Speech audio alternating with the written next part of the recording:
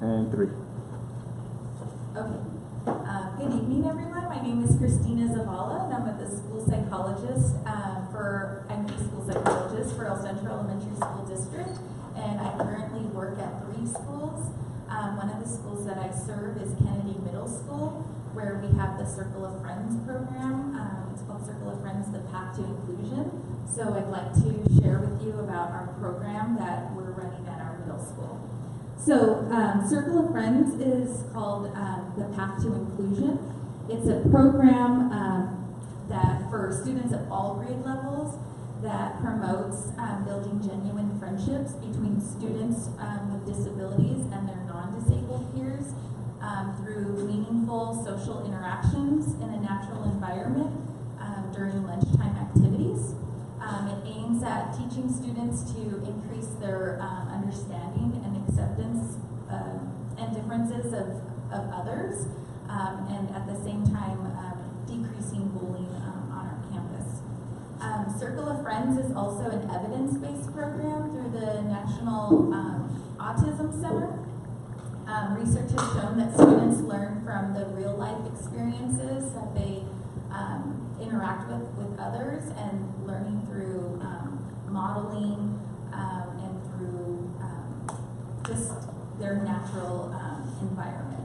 So we're able to facilitate those natural environments and facilitate the social interactions for our students. We meet weekly on Tuesdays, and we average about 25 to 35 student participants per week. And our aim is to just have different activities for the students to engage in. I'll explain more about those activities, and also have community outings and parent participation throughout the school year. So since some of you are not familiar with the program, I have an introduction video that I'd like to share with you that really gives a great background about where Circle of Friends started. It started in Santa Monica through Santa Monica High School and has grown where they have over 260 chapters throughout the country. So we're really lucky to be able to have this program. A single rose can be my garden. A single friend, my world. Everyone needs a friend. Just pause for a bit and let it, because I think it takes a while to warm up. Oh, I see. It's warming up. Sorry, guys. Oh, there it goes.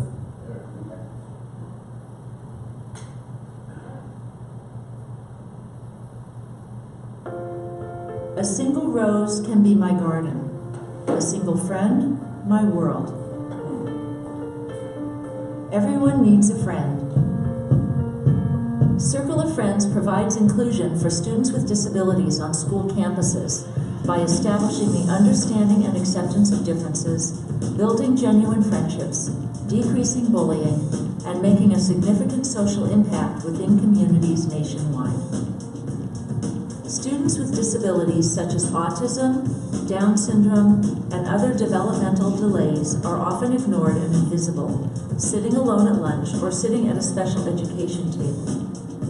Circle of Friends was created to take students with special needs out of isolation and to include them into the fabric of the campus by building circles of non-disabled peers around them at lunch, where friendships begin to grow. When I see your face, there's not a thing that I would change, 'cause you're amazing, just the way you are.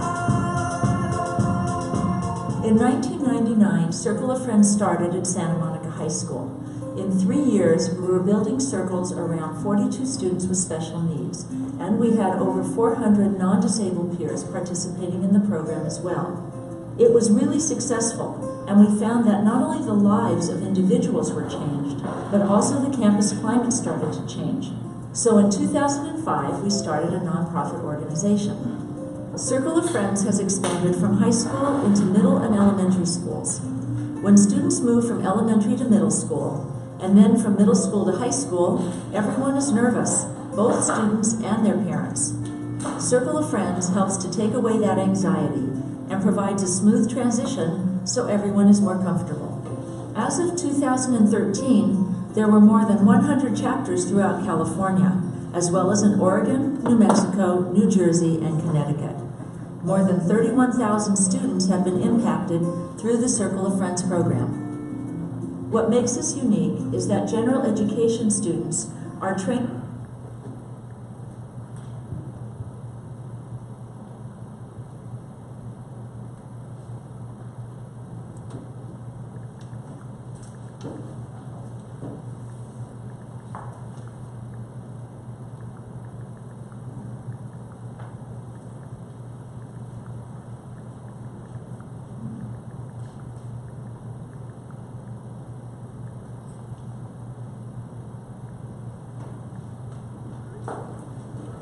Christina, are you on Wi-Fi or? There you go.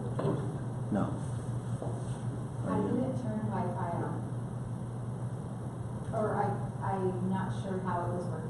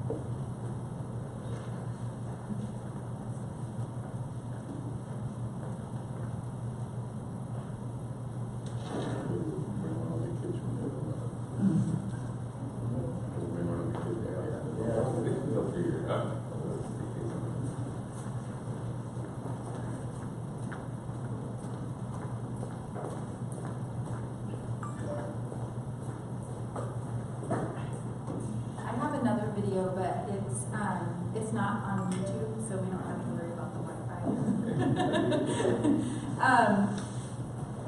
So I'll just continue without that video. But if you want to look up that video, it's just Google in YouTube Circle of Friends Path to Inclusion, and it's the one that has about 5,000 views. Because there's a couple of other videos, but it just talks about the purpose of the program and where it started. So you'll be able to see the background on that. So some of the components of Circle of Friends is, like I mentioned, the small groups meeting, having a student with a disability and building circles and groups with around that student. And so the first month in our program, the first month of school at Kennedy, we recruit general ed students that are without disabilities, and we teach them about the program. So we try to get them involved early on, and we take about 4 weeks, meeting once a month, to talk about the purpose of the program, and we talk about different disabilities. So children with autism, children with intellectual disabilities, children with severe ADHD, and how those students with those disabilities may interact socially so that they're aware ahead of time. I mean, honestly, before school starts, we don't really know what students are going to participate because every year we get new 7th graders. So we just try to give them as much background and training as we can. So part of the peer friends in service is discussing with them about confidentiality. So what we discuss with them about a student, a peer friend that they may begin to interact with, what their disability may be, how that's being...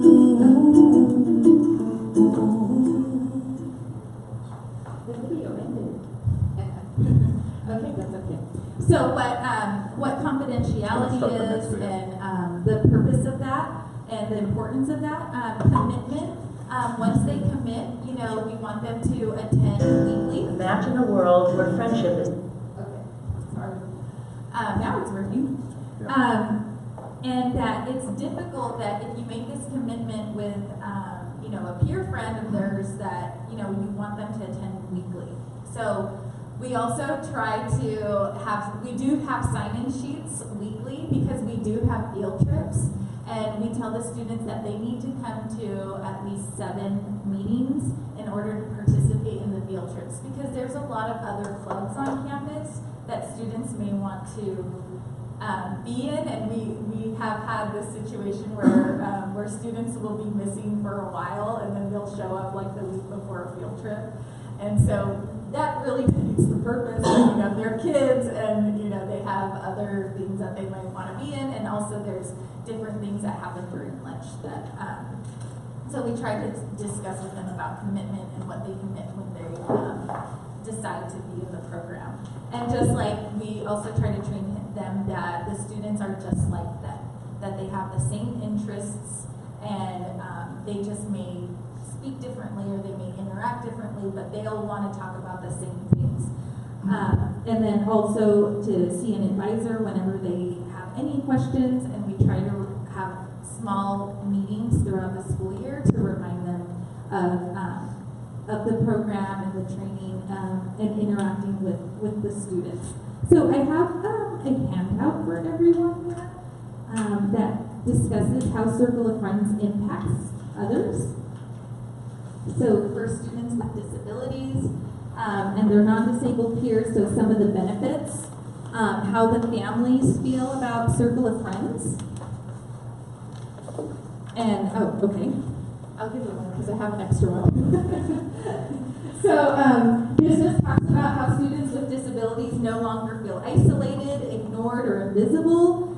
Their non-disabled peers gain understanding and acceptance of differences. And they learn that,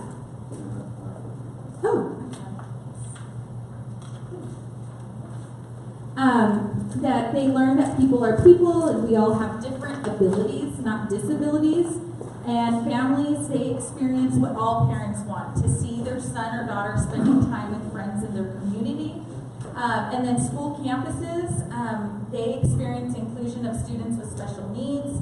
Overall general understanding and acceptance of differences exists as friends with and without disabilities. They share lunches together, and you know the goal is to have them share lunches on a daily basis. Our program facilitates them on a weekly basis. And then the community members see students relating to each other in their natural and comfortable manner through monthly community events. So the community outings is something that we try to facilitate on a monthly basis. And we also have presenters come in from the community as well to give presentations. So I just wanted to share with you some of the activities that we facilitate at Kennedy. This school year alone, I'll just say that we've been able to go to the bowling alley. We've gone to the movies. We have we took a field trip and toured our district warehouse, which some people said, oh, that's interesting, but it was actually really fun because our director of nutrition had come in and given our students like a cooking activity, and then she invited our students. She said they were so awesome that she invited them to the warehouse. She gave them a tour of the warehouse. of the transportation department, and then in the end, we got to go into the huge kitchen, and the students made an ambrosia salad. And she got them chef hats, and it was a really big treat, and it was one of the students' favorite outings. Also, we try to encourage community service. So part of 8th grade requirements at Kennedy is community service, which we encourage them to start in 7th grade. So some of the things that we've done is, like, for Thanksgiving, we made lunches, like sack lunches for the homeless in our community, and we delivered them to the Spread the Love Foundation. So then, and then some of the extra ones we were able to go deliver. The advisors went and delivered them, like in the Adams Park area. But the students loved it. They created an assembly line. We talked about, wearing gloves, and they made lunches, and they just went down the row, and they made about 45 lunches within our 35-minute lunch period. So it was awesome teamwork. Another idea that they came up with 2 years ago was adopting a family during Christmas. So our students are encouraged to bring in canned food, non-perishable food, and that they get community service hours for making the food baskets. So we choose a family within our district. We obviously don't disclose that to the students, but we're able to get donations from our staff, and the students wrap the gifts for the children in this family, and then they make the food baskets. And we do this the Tuesday before we go out for winter break. So then we share pictures of when we deliver them the gifts, and the students just love it. That's one of their favorite activities to do. And then on a weekly basis, we have board games, we have gym days, we have activities out in the quad. We always teach the students about Unity Day and have a Unity Day activity for teaching about anti-bullying. And then we also do a big component of the program is doing ability awareness. So the students get in groups, and they're able to choose what disability they want to learn about together, and they research it. We get the Google Chromebooks out. They research a disability that they choose, and then they make posters, and then they present out about what they learned about together with their group on the disability that they learned about. We're able to do these activities through our sponsors. So we have written donation letters, and we're so grateful and thankful for those in the community that have sponsored us. We've written letters to the Rotary Club of El Centro, the Kiwanis Club, Rogers and Rogers, Walker and Driscoll, and our biggest sponsor was Centinela State Prison, that they donated $5,000 to our group 2 years ago. So, like I was mentioning, that with that huge donation, we've just been trying to sustain that money and have it, really last.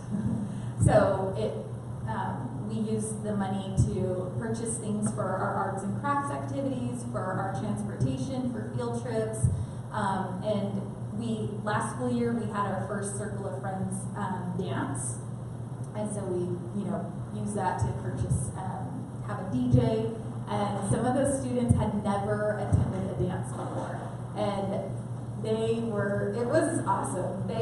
There were students there that literally danced from the first song that started to the very end, and they just had a blast. So that's what we try to use our funds for. So activities that they can participate in, and then have like a really great celebration at the end of the school year.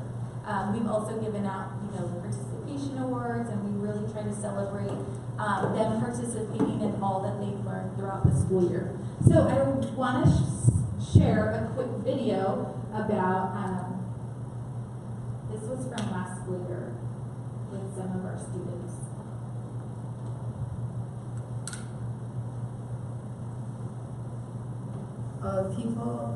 People with disabilities aren't that different from us. They live the same lives, but it's more difficult for them. And we get to help them out by talking to them and being their friends.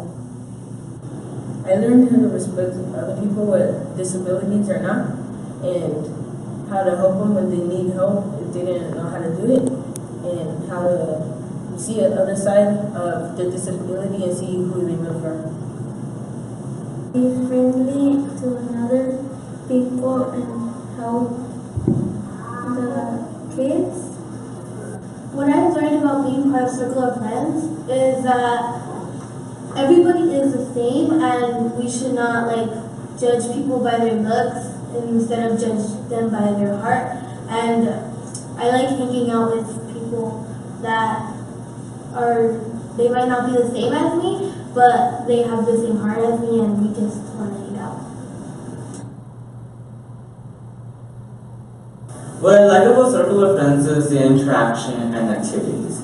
The interaction part is how we can talk with kids who have disabilities, who we think are not as special as us, but are actually really important people to us. I also like the activities, how we can do activities with the kids who have disabilities again. And it's just a lot of fun to interact and have fun with the kids who we normally wouldn't have fun with. What I like about Circle of Friends is that I can meet new people that I don't normally meet at school because they're not usually with us, and I can talk to them and talk to them also with my friends, and we can just bond over certain things we have in common. Circle of Friends is meeting new friends and getting together. Circle of Friends is occasionally hang out with people that have disabilities or people that have no friends. I think Circle of Friends is a place where you can just hang out with different types of people and make them feel included in things and activities. Make other people friends and help. Circle of Friends is a done-do place with friends and go on few trips. Then doing something every time to make way for his friend with few trips, then make way for them to be a good friend.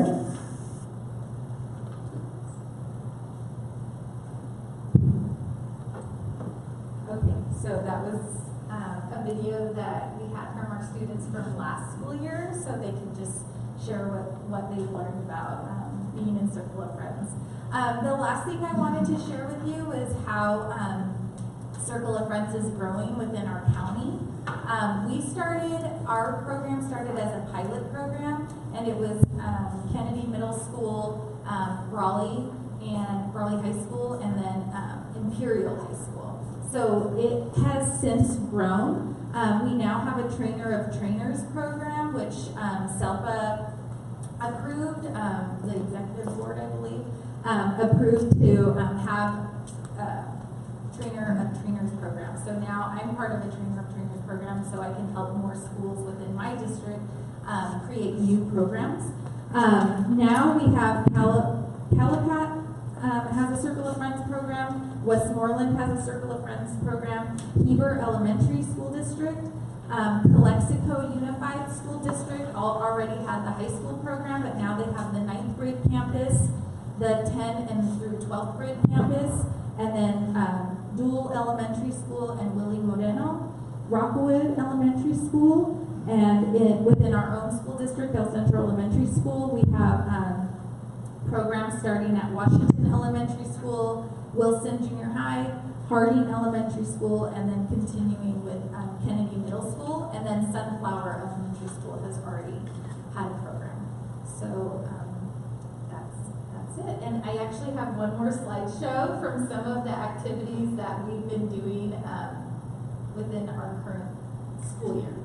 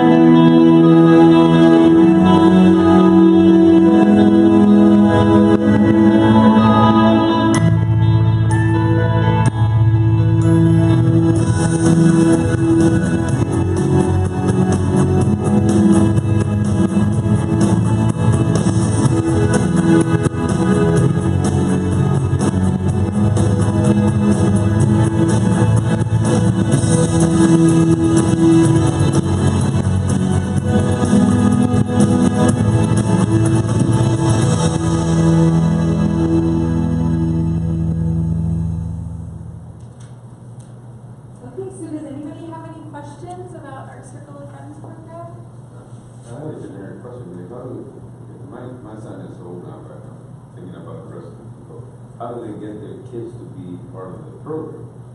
How do parents get their kids Yeah. to be part of the program? I believe that they would just inquire with the school to see if they have the program and encourage their children to want to sign up.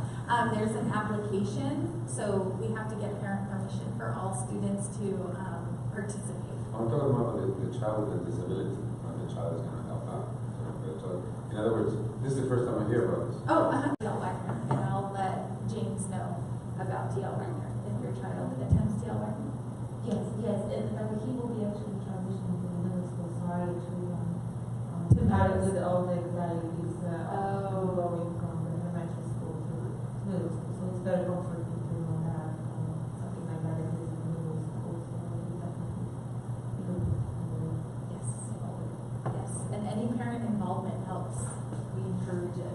If the school doesn't have it, how the parents are still asking for it, I don't know what is the process for initiating this how You know, I would say to contact SELPA because they're really involved in spreading Circle of Friends throughout the district, and they're involved in training the advisors. So really, we want to get a group of advisors at a school that doesn't have the program and have them get trained first. They could even get trained by if anyone in the high school is part of the Trainers of Trainer program. You want them to be trained in order to run the program properly. But how is that different than you mentioned I think the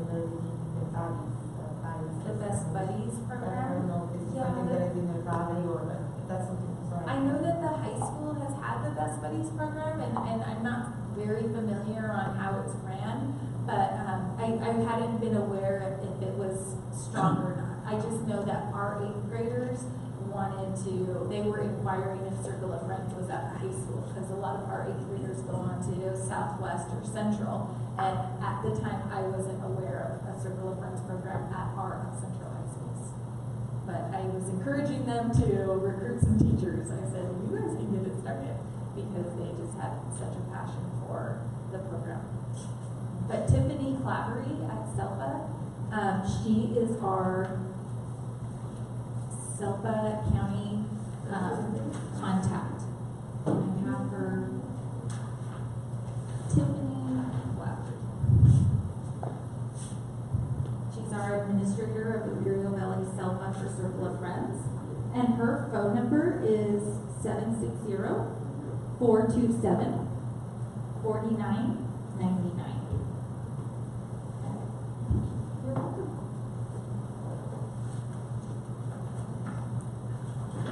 Okay, well, thank you.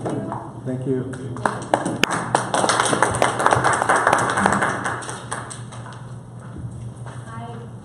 Can you hear me? Yeah, you have to keep it. So I'm Erica Corral Arvisu, and I'm a board certified behavior analyst, and I'm currently the ABA program director for Imperial Valley Respite. The owner, Katie Agartar-Santillan, has been providing respite services for individuals with developmental disabilities, including those diagnosed with autism spectrum disorder, for more than 34 years. So we're currently in the process of obtaining approval to start an ABA program here in the Valley, and to provide services for infants, children, toddlers, adults, and adolescents as well. And we will be, eventually we will be adding a program for behavior modification, community integration, and group therapy. So we will also be providing ABA services in the schools. And right now, I know previously I worked with McCabe School, and then it worked very well with the student that we were working with there. And so we were trying to show him different acceptable behaviors in the classroom, so he could be in a regular ed classroom setting, along with participation with his peers. So that was very exciting, and we're looking to expand in that area as well. So our goal at Imperial Valley Respite is to provide them the staff and parents with continuous feedback, training, and strategies to, to benefit the clients. So that's pretty much where we're at. We're still, like I said, we're still waiting for approval from San Diego Regional Center and different insurances. And we will be looking at getting approval through all the insurances as well. Does anybody have any questions? That is a good thing, but the rest is program that provides the ability to take care of the child for a certain amount of hours. That's what the rest is. Yes, so they provide respite services right now, and she's expecting to provide ABA services as well. And then we're going to add the socialization component to it so that we can integrate into the community. So how would that work then? Let's say I'm going to you for respite. Would that mean that you can also provide at the same time ABA, or that would be kind of a separate type of service that can be No, you can receive any other services. ABA is totally different. Right. It's approved, for children under 3, it's usually funded through San Diego Regional Center. Over 3, they require that it's funded through your insurance. So if you're in, and most now insurances in California do approve ABA services. A law passed where they all have to, I believe it was back in 2013 when they had to be able to approve ABA services. The last update I heard, it's not going to be only for individuals with autism. It's also going to be for individuals with disabilities that have behavior challenges, and so they will be providing ABA services for them as well. So like children with Down syndrome, cerebral palsy, epilepsy, things like that, they will be providing those services to them as well. So I just came back from an ABA conference, and there's this wonderful program that I want to bring here to the Valley. And I know like ARC has a program where, and TMI, I think you said, has a program where they include adult individuals with disabilities that into the community, and allowing them to have a job. And they have a similar setting, but it's ABA based. And then what we would do is we would show him like appropriate socialization skills in a job site. So we wouldn't be there shadowing them. We would kind of teach him how those socialization skills so that he can be independently sustain a job, and then practice that information that we provided to them in the workforce. So that's something else that we're looking to expand into. So I did put some information there if you want to sign up for the waiting list while we get approval. It's taking a little longer than, we started this back in January, and it does take a little bit longer, so we're hoping, to get it going in a few months here. So if you do want to sign up, and then I can call you and give you the information once we receive that approval. I would like to just children with ADHD, because that was another learning. Right. It was just checked out our way the challenges were considered addressed, but then the other challenges.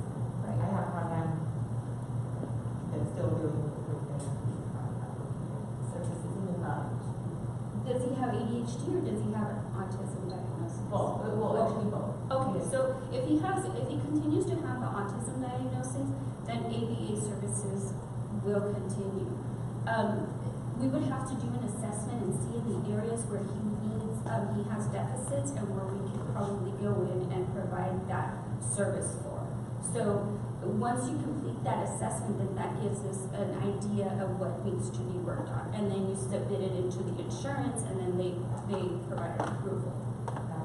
So that's the challenge was that it provided a ABA better motivated to cases because the different ranges of completion of the programming when it came down to social aspects and self-care welfare of that ADHD part, focusing and staying on task and that was something that I was told ABA or access cannot address. So that's what I'm praying, but I don't know if that was just a feedback. Well, there's always skills for improvement, so it just depends on the areas and how we address them on our report, that then we can provide that service.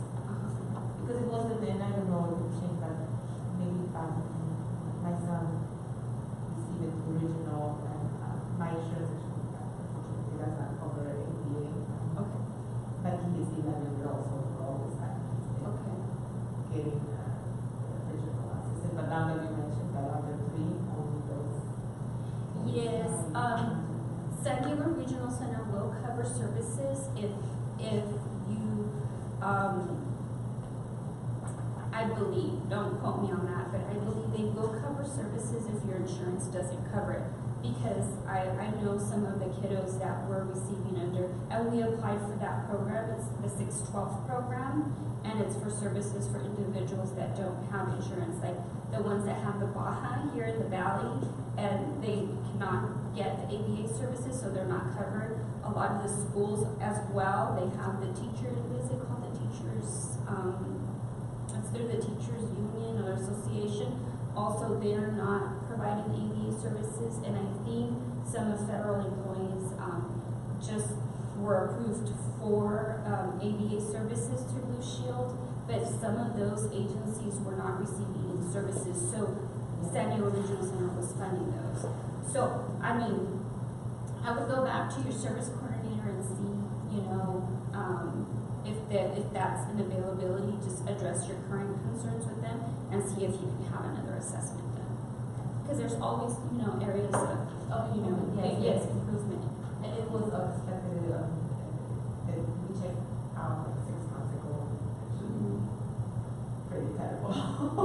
So, Yeah. it's more trust. So to an extent I could, I guess, we can work with whatever we learn. There's options to, Right. Thank you. As well, you know, it might be that you can ask for a behavior consultation. I don't know if there's any providers here. I believe there's some agencies that do provide behavior consultation. Well, they'll provide you some information on any areas that you're having difficulties with. So, I mean, that could be an option as well. So, you know, that they can address at home. Okay. So, Really quick, was there any adult services that you guys were looking into? Because I know. yes, so we will be looking at adult services, looking into seeing what insurance is covered.